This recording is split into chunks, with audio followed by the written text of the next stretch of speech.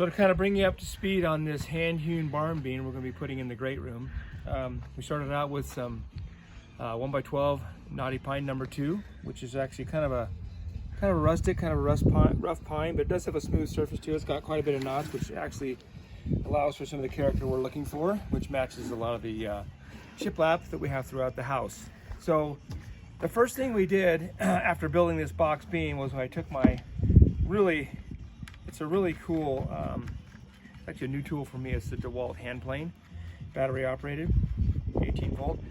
And what I did was I went along and just plunged as deep as I possibly could, which is about 3/16 of an inch, all throughout here, so it looked like basically you just hewn these things out with an axe. Okay, but this is done by power, but we're trying to make it look like it's all been hand done without having to take, 5 days to do it. So that was the first step in the process. Then you can see, if you kind of take a close up here, of these cracks. What I did is I kind of followed the grain of what looked like it might have been an area where it could be cracking, and I took this circular saw and I just set it for about 3/16 of an inch depth, and I just ran that wherever I wanted the crack to be. And then I took my chisel, and I took that chisel and I went out beyond there and made fine little lines, how that crack would naturally look and fades out into nothing. So you couldn't get that effect with just this. So this kind of brings it out to, feathered out to 0.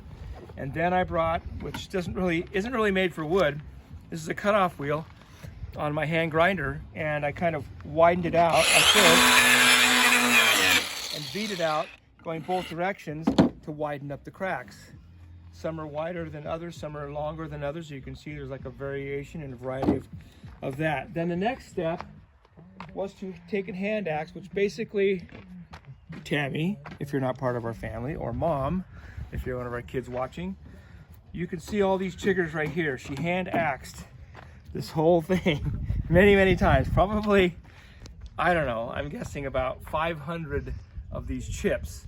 And they were very rustic and they left lots of this. And so now what I'm going through is taking my chisel and I'm breaking out by hand all these chips like that. And then I go over it.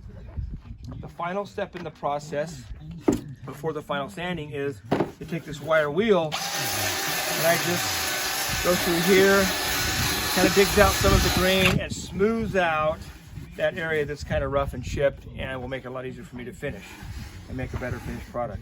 So it's basically going to be kind of smooth and sanded smooth, but yet a lot of hand-hewn divots and chips. So that's where we're at with the beam right now, and when we get to the finishing, we'll have you tune in then. Thanks for watching.